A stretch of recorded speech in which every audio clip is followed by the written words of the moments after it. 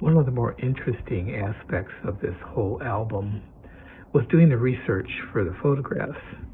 And it's kind of amusing the things that you find when you run these searches.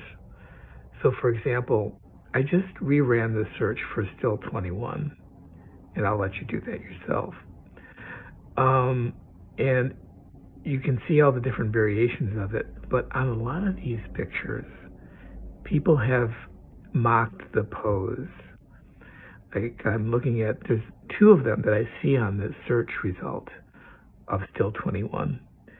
And what's remarkable to me is that when you try to replicate something that exists in the moment, it's very difficult to do, and they just never look right.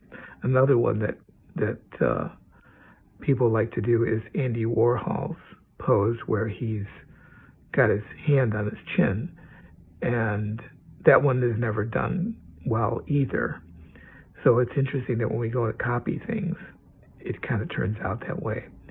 But in music, the whole idea of the cover band or tribute band can sometimes work pretty well. Everything sounds like the album, and the players look exactly like the players. So it's kind of a wax museum thing.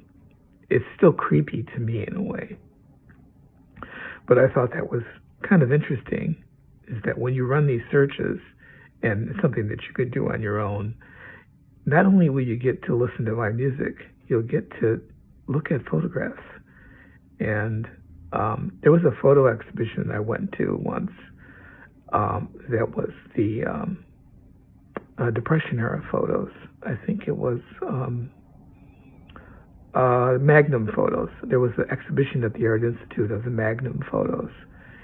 And they had like 3 or 4 different variations of Migrant Mother with different developing. Some of them were very high contrast, some were low contrast.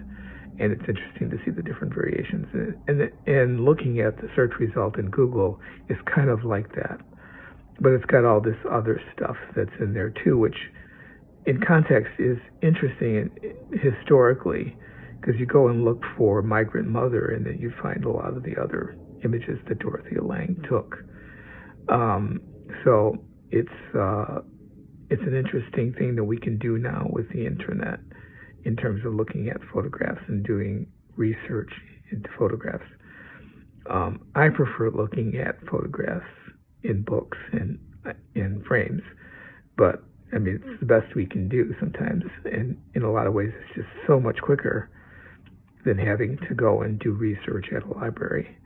But still, it's still more satisfying to look at, the actual photographs, because it's just a different,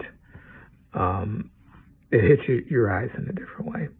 But anyway, that's one of the things that I think is most interesting about this whole project, is looking at the images. And, I take photographs too, so there's a certain level of appreciation that I have for them.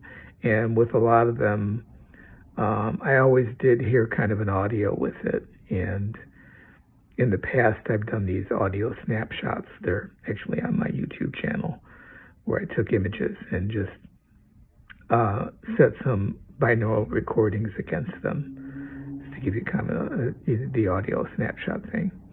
So anyways, this is the first volume of Music for Places 5.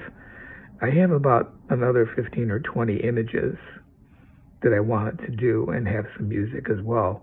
Like I said before, it's not only music for photographs, it's photographs for music. So I can take my existing music and assign or associate an image with it. So stay tuned for Volume 2.